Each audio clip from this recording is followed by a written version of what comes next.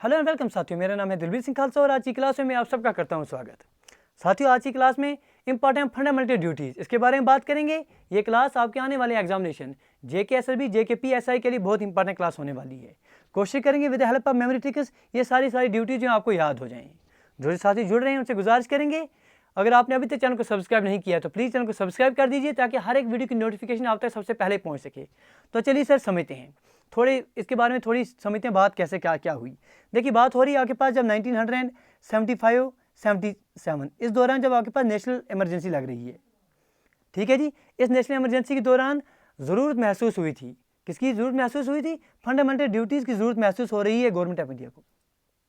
एक कमेटी बनाई जाती है जिस कमेटी के जो सदर हैं, जो चेयरमैनशिप उसकी कर रहे हैं, उसका नाम आपके पास स्वारण सिंह आ रहे हैं, सरदार स्वारण सिंह। तो इस कमेटी को आप नाम दे रहे हैं स्वारण सिंह कमेटी। स्वारण सिंह कमेटी के नाम से आप इसे याद रखेंगे। ठीक है जी, ये इंपॉर्टेंट बातें जो आपको याद रखनी है। स्वारण सिंह कमेटी। स्वारण सिंह कमेटी किस लिए बनाई जाती है? ताकि आप रिकमेंडेशन दी जाएं, ताकि सोच विचार किया जा सके आपके फंडामेंटल ड्यूटीज़ पर। फंडामेंटल ड्यूटीज़ की जो आपके पास जिक्र है, इंस्पायरेशन है, वो आपके पास एरस्टवाइल USSR से लिया गया है इंडिया में। पूरी दुनिया की जो अलग अलग डेमोक्रेसीज हैं, जैसे आपके पास अगर USA की बात करेंगे, कनाडा की बात करेंगे, फ्रांस की बात करेंगे, सर किसी भी देश में आपके पास ये नहीं देखने को मिलेगा जहां उनके कॉन्स्टिट्यूशन में इसके बारे में जिक्र आपको देखने को मिले। लेकिन अगर आप इंडिया की बात करेंगे, इंडिया के अलावा आपके पास जापान में भी आपके जो फंडामेंटल ड्यूटीज़ उनका जिक्र मिल जाता है। ठीक है जी, तो आपके पास एक कंसेप्ट आता है कि 1975-77 इस दौरान जब नेशनल इमरजेंसी का कंसेप्ट आपको देखने को मिलता है, उस दौरान ऐसी फंडामेंटल ड्यूटीज़ का जो ज़रूरत है वो महसूस हुई थी। ठीक है, क्योंकि ओरिजिनल जो आपके पास कॉन्स्टिट्यूशन है उसमें आपके पास एक तो फंडामेंटल राइट देखने को मिलते हैं और साथ में आपके पास DPSPs उनका जिक्र आपको देखने को मिलता है। फिर बात होती है आपके पास 1976 में। 1976 में एक कॉन्स्टिट्यूशन अमेंडमेंट एक्ट आप देखने को मिलता है, जिसे आप 42nd कॉन्स्टिट्यूशन अमेंडमेंट एक्ट का नाम देते हैं। 42nd, ठीक है जी, 42nd कॉन्स्टिट्यूशन अमेंडमेंट एक्ट। ये चीज़ें आपने याद रखनी है। 1976 में बात होती है जब आपके पास ये इंट्रोड्यूस की जाती है फंडामेंटल ड्यूटीज़ आपके कॉन्स्टिट्यूशन में। तब उस समय आपके पास 10 फंडामेंटल ड्यूटी जो है इंक्लूड की जाती हैं। फिर आगे चलकर 2002 में एक और कॉन्स्टिट्यूशन अमेंडमेंट एक्ट आता है आपके पास, जिसे आप 86 कॉन्स्टिट्यूशनल अमेंडमेंट एक्ट का नाम देते हैं। उसमें आप एक और ड्यूटी जो है ऐड कर देते हैं, जिसमें आप 11वीं ड्यूटी ऐड करते हैं। ठीक है, यहाँ तक बात क्लियर होनी चाहिए। फिर से एक बार हम आपको दोहरा रहे हैं कि 1976 में 42nd कॉन्स्टिट्यूशन अमेंडमेंट एक्ट आता है आपके पास, जिसके दौरान आपके पास 10 फंडामेंटल ड्यूटीज ऐड की जाती हैं। आगे चलकर 2002 में 86 कॉन्स्टिट्यूशन अमेंडमेंट एक्ट आता है, जिसमें आपके पास एक और ड्यूटी ऐड की जाती है। ठीक है, यहाँ तक बात क्लियर है। अब आपके पास जो स्वारण सिंह कमेटी है, इन्होंने रिकमेंड की थी, इन्होंने 8 फंडामेंटल ड्यूटीज़ के बारे में जिक्र किया था। इन्होंने रिकमेंड किया था गवर्नमेंट को 8 फंडामेंटल ड्यूटीज़ के बारे में, लेकिन गवर्नमेंट ने 10 फंडामेंटल ड्यूटीज़ आपके पास दी हैं तब 1976 में। इसके साथ साथ जो आपके पास स्वारण सिंह कमेटी थी, ना सिर्फ इन्होंने सर ये ड्यूटीज़ के बारे में बात की, लेकिन इसके बारे में कुछ और रिकमेंडेशन दी थी जिनको गवर्नमेंट ने नहीं माना। वो कौन कौन सी रिकमेंडेशन, इन पर क्वेश्चन बनता है। पहली रिकमेंडेशन ये थी कि गवर्नमेंट को उन्हें बोला था कि ना सिर्फ आप सिंपल तरह के फंडामेंटल ड्यूटी रखिए, बल्कि जो आदमी, जो भी आपके पास सिटीजन इन फंडामेंटल ड्यूटी पर अमल नहीं करेगा, उनके लिए एक सज़ा मुकर्रर की जाए। ये इन्होंने सर सजेशन दी थी गवर्नमेंट को, क्या आप इसके लिए एक सज़ा मुकर्रर करें। दूसरी बात इन्होंने कही थी कि आपके पास वो कानून, जिस कानून के तहत आप उस पर्सन को सज़ा देंगे जो फंडामेंटल ड्यूटीज़ का पालन नहीं करेगा, उसको, उस कानून को किसी भी कोर्ट में, किसी भी कहीं पर भी ये कहकर दर्शाया नहीं जाएगा कि आपने फंडामेंटल राइट्स है उनको आपने नज़रअंदाज कर दिया। इसलिए जो चीज़ें हैं, ये 2 इंपॉर्टेंट स्टेप्स हैं। इसके साथ साथ तीसरा स्टेप इन्होंने कहा था कि आपके पास जो टैक्स पे करने का सिस्टम है, ये जो ड्यूटी आ रही है टू पे द टैक्सेस, ये भी इंक्लूड की जाए आपके फंडामेंटल ड्यूटीज़ में। तो ये 3 रिकमेंडेशन थी जो गवर्नमेंट ने नज़रअंदाज कर दी, जो मानी नहीं। पहली कौन सी थी कि आपके पास एक सज़ा मुकर्रर की जाए जो इंसान, जो भी सिटीजन फंडामेंटल ड्यूटीज़ पर अमल नहीं करेगा। दूसरी बात, वो कानून जिसके तहत आप उसको सज़ा देंगे, उस कानून को किसी भी कोर्ट में आप ये कहकर नहीं रोकेंगे कि आप फंडामेंटल राइट्स की नज़रअंदाजी कर रहे हैं। ठीक है जी। तीसरी बात ये आ रही थी कि आपके पास जो टैक्स पे करने की आपके पास ड्यूटी है, इसको भी इंक्लूड किया जाए आपके पास फंडामेंटल ड्यूटीज़ में। तो ये 3 चीज़ें गवर्नमेंट ने नहीं मानी थी। इसके अलावा आपके पास जो स्वारण सिंह कमेटी के जो फंडामेंटल ड्यूटीज़ के बारे में बातें थी, उन पर अमल किया गया। 10 फंडामेंटल ड्यूटीज़ आ गई थी आपके पास 42nd कॉन्स्टिट्यूशन अमेंडमेंट एक्ट 1976 में। चलिए अब एक एक करके उनके बारे में बात करते हैं किस तरह से है। जो पहली ड्यूटी आपके पास आ रही है, जो आपको देखने को मिलेगी, वो कौन सी है? फर्स्ट ड्यूटी जो देखने को मिलती है, to abide by the constitution and respect its ideals and institutions, the national flag and the national anthem. पहली ड्यूटी क्या है सर? आपके पास जो कॉन्स्टिट्यूशन है उसका अमल किया जाए, उसकी रेस्पेक्ट किया जाए। आपके पास जो आइडियल इंस्टीट्यूशंस आ रहे हैं, जैसे नेशनल फ्लैग हो गया, नेशनल एंथम हो गया, तो आप मेमोराइज कैसे करेंगे? पहली बात आपने क्या करना है, किसी भी देश में आप जाएंगे सबसे पहली बात ये ज़रूरी है कि आप वहाँ के कानून का पालन करें। दूसरी बात इंपॉर्टेंट, पहली बात में ही आप मान लेंगे कि आप अगर कानून का पालन करेंगे, जो कानून की इंपॉर्टेंट सिंबल जैसे नेशनल फ्लैग हो गए, नेशनल एंथम हो गए, उनकी आपने कदर करनी है। तो पहली चीज़ आपको याद रह गई। दूसरी ड्यूटी आपके पास कौन सी थी? Number second, to cherish and follow the noble ideals that inspire the national struggle for freedom. ठीक है जी, आपने चेरिश करना है, फॉलो करना है उन नोबल आइडियल्स को जिन्हें इंस्पायर किया था आपके नेशनल स्ट्रगल फॉर फ्रीडम को। अब ये तो बात होगी, अब आप याद कैसे रखेंगे from examination point of view से। अब देखिए, जब आप नंबर 2 की ड्यूटी आप याद रखें, 2 पर आपके पास क्या होता है, 2 को आप उल्टा करके देखें तो आपके पास एस देखने को मिलेगा। ठीक है जी, इस तरह से आप इमेजिन कीजिए, 2 आपके पास है, 2 को आप उल्टा करके देखेंगे तो आपके पास एस देखने को मिलेगा। एस से आप स्ट्रगल फॉर फ्रीडम मूवमेंट याद रखेंगे। तो आपको याद रह गया कि नंबर सेकंड ड्यूटी आपके पास क्या आ रही है, to cherish and follow the noble ideals that inspired the nation, किस लिए? Struggle for freedom. 2 से आपने ऐसे याद रख दिया। चलिए, नंबर 4 ड्यूटी आपके पास जो आ रही है वो to uphold and protect the sovereignty, unity and integrity of India. तीसरी ड्यूटी आपके पास क्या है, आपने अपहोल्ड करना है, प्रोटेक्ट करना है sovereignty, unity and integrity of India. तो कैसे याद रखेंगे सर? ये आपके पास नंबर 4 वाली ड्यूटी है। 3 पर आपने 3 चीज़ें बोलना है, 3 पर 3 चीज़ें, 3 चीज़ें कौन सी हैं? Sovereignty, unity and integrity. ठीक है जी, फिर से एक बार याद रखिए कि नंबर 4 ड्यूटी आपके पास क्या है, to uphold and protect the sovereignty, unity and integrity of India. याद रखने के लिए बोलेंगे 3 पर 3 चीज़ें, सॉवरेनिटी, यूनिटी एंड इंटीग्रिटी। चलिए मेरे दोस्त, 4th नंबर की ड्यूटी जो आपके पास आ रही है वो कौन सी है? वो आपके पास है to defend the country and render national services when called upon to do so. ठीक है, आपने अपनी कंट्री को डिफेंड करना है, जब आपको अपने देश को ज़रूरत पड़े आपकी सर्विस की, तो आपने तत्पर तैयार रहना है।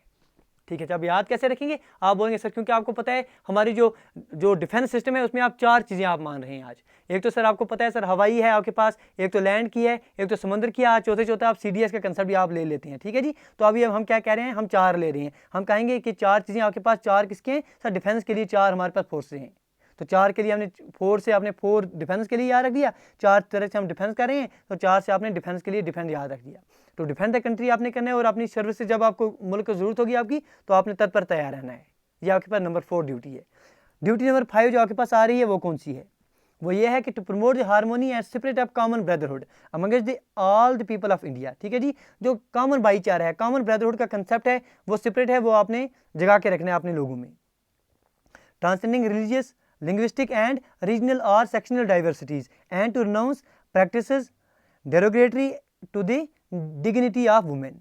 तो अब आप याद कैसे रखेंगे? मसला है कि याद कैसे रखेंगे।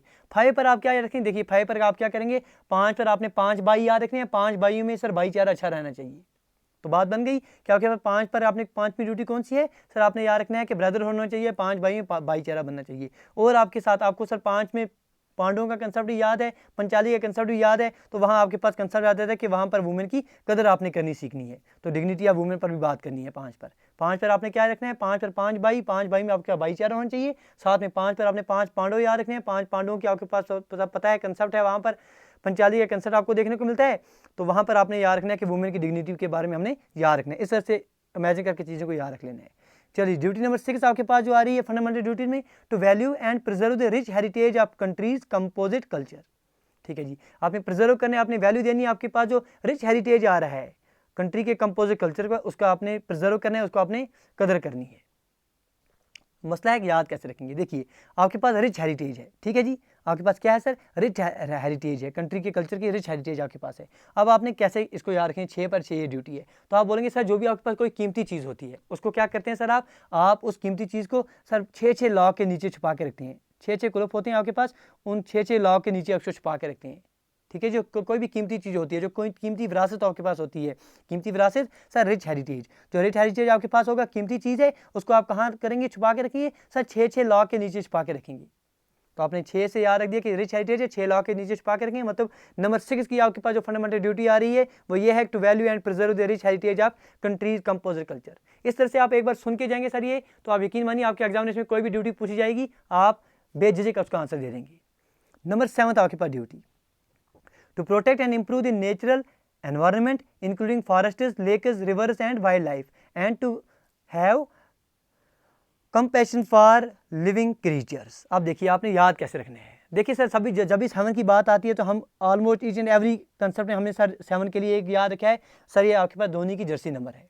धोनी से हम 7 याद रखते हैं, कहीं पर भी कंसेप्ट आता है तो मेजॉरिटी केस में हम सर ये याद रख देते हैं। तो आपको भी बोलेंगे याद रख दीजिए कि 7 पर धोनी आ रहा है, और धोनी को आपको पता है सर एनवायरनमेंट के साथ, लेक्स के साथ, रिवर्स के साथ, वाइल्ड लाइफ के साथ बहुत अच्छा खासा लगाव है, अक्सर जुड़े रहते हैं इनके साथ, एनवायरनमेंट के बारे में बात करते रहते हैं, आपके जो रिवर्स लेक है उनकी पोल्यूशन के बारे में बात करते रहते हैं। तो ये चीज़ें आपको ऑटोमेटिकली याद रह जाएंगी कि जब भी 7 ड्यूटी आपके पास आएगी तो protect and improve the natural environment, क्योंकि 7 से आपने याद रख लिया है धोनी की जर्सी नंबर है, तो धोनी को सर एनवायरनमेंट हो गया, lake, reverse, forest, wild life, इनके साथ अच्छा खासा लगाव है, इस तरह से याद रह जाएगा।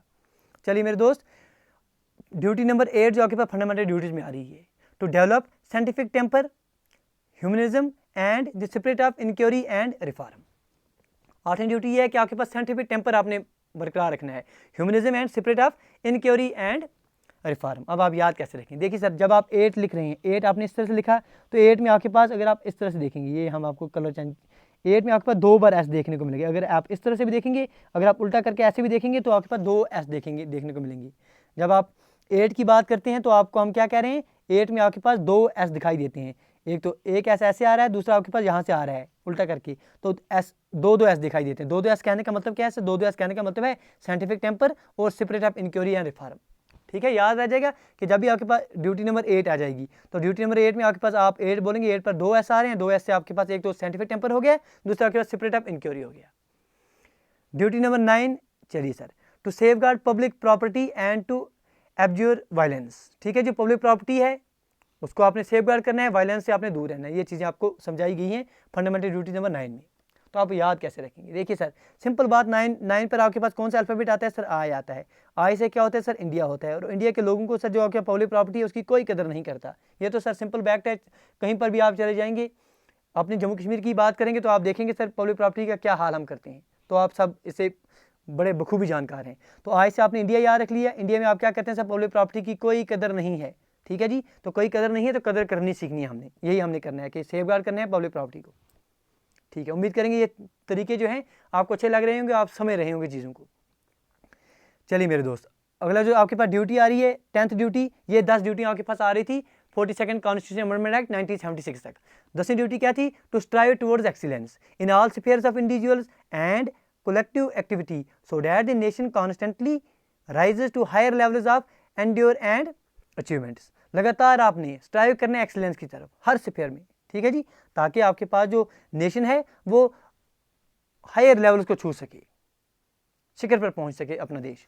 तो किस तरह से आप याद रखेंगे, अब आपके पास 10 के में आप क्या याद रखेंगे सर, आपने अगर आप शिखर पर पहुंचना चाहते हैं, एक्सीलेंस अचीव करना चाहते हैं, तो आप 10 गुना मेहनत और ज़्यादा कर दीजिए, हम आपको यही बोलेंगे। अगर आप चाहते हैं, आपका सर पेपर चले गए हैं पिछली बार, अब आपके पास और एग्जामिनेशन आने हैं, आप चाहते हैं सर उसमें हम बढ़ चढ़ के बेहतर तरीके से एग्जामिनेशन में अच्छे नंबरात से पास हों, तो आपको हम यही कहेंगे कि जितनी मेहनत करें सर 10 गुना और ज़्यादा मेहनत कर दीजिए। यही बात आपने करनी है कि 10 गुना और मेहनत करेंगे, 10 गुना और ज़्यादा 10 मेहनत करेंगे तो ही आप एक्सीलेंस पर पहुँच सकेंगे।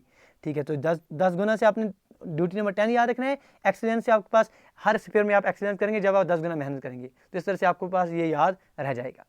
ये होगी आपके पास 10 ड्यूटी जो आपके पास 1976 में आई थी। फिर 2002 में आपके पास ये ड्यूटी आ रही है सर, ये ड्यूटी जो है 2002 में आ रही है, constitution amendment act of 1986, sorry sir 86 constitution amendment act 2002 में ये ड्यूटी आपके पास ड्यूटी नंबर 11 आ रही है। क्या बोला जा रहा है, to provide opportunity for education to his child or ward between the age of 6 to 14 years added in the 86 constitution amendment act of 2002। तो ये बोला गया है इसमें आपके पास ये फ़र्ज़ है, आपको ये आपके पास ड्यूटी है, ताकि आप अपने बच्चों को, अपने वार्ड को सर जो आपके पास 6 से 14 साल की उम्र में आ रही हैं उनको आप एजुकेशन प्रोवाइड करें। ये चीज़ आपने याद रखनी। अब आप याद कैसे रखेंगे 11 पर, देखिए सर 11 जब आप लिखते हैं तो 11 पर आपके 1 और 1 आ जाते हैं। 1 और 1 सर 1 और 1 11 तब बनेंगे, अक्सर तो आपके पास 1 और 1 2 ही होते हैं, लेकिन 1 और 1 11 तब बनेंगे जब आपके पास तालीम होगी, जब आपके पास इल्म होगा। ठीक है जी, ठीक है, यहाँ पर एक पर्सन आ रहा है वो भी सर तालीम याफ्ता है, वो भी एजुकेशन अच्छी रखता है, ये दूसरा एक पर्सन आ रहा है वो भी एजुकेशन अच्छी रखता है। सर ये दोनों मिलकर 2 नहीं बनाएंगे सर, 1 और मिलकर 11 बनाएंगे, लेकिन अगर दोनों के पास एजुकेशन अच्छी आ रही है तो ऐसे आपने याद रखना है कि 11वीं ड्यूटी कौन सी है सर, एजुकेशन आपने देनी है। तो ये इंक्लूड किसमें हुई है, आपके पास जो constitution amendment act of 86 constitution amendment act हुआ है 2002 में। तो ये इंपॉर्टेंट आपके पास जो ड्यूटीज़ हैं वो 11 होगी। इसके अलावा आपने कुछ इंपॉर्टेंट चीज़ें याद रखनी है जो आपके एग्जामिनेशन पॉइंट व्यू से पूछी जाती हैं। कि कभी पूछा जाता है कि सर सिग्निफिकेंस क्या है इसकी, इनकी जो आपके पास जो आपने फंडामेंटल ड्यूटी लाई, इनकी सिग्निफिकेंस की अहमियत क्या है, ये आपको दर्शाती हैं कि आप जो फंडामेंटल राइट्स आपके पास हैं उनको सर आप एंजॉय कीजिए, लेकिन कॉन्शियस रहिए आपकी एक्टिविटी जो आपके पास ड्यूटीज़ है उनके भी कॉन्शियस रहिए। दूसरी बात ये बोलती है कि ये आपको वार्निंग देता है कि आपके पास anti national, anti social activities जैसे बर्निंग आप आपके पास नेशनल फ्लैग हो गया, पब्लिक प्लांट्स हो गए, इनकी पब्लिक प्रॉपर्टी होगी, इनकी आपने कदर करनी है, इसके लिए आपको ये वार्निंग देता है। और क्या बोलता है सर, ये आपको दर्शाता है इंस्पायरेशन के तौर पर आपके काम करता है, सोर्स से इंस्पायरेशन के तौर पर काम करता है। ये आपको दर्शाता है कि जो आपके पास सिटीजन्स हैं ना सिर्फ सर तमाशगीर नहीं है, वो सिर्फ स्पेक्टलेटर्स नहीं है आपके इस कॉन्स्टिट्यूशन में, बल्कि वो भी एक अहम रोल अदा करते हैं, एक्टिव पार्टनर्स हैं, एक्टिव पार्टिसिपेंट्स हैं आपके इस गोल में, नेशनल गोल में।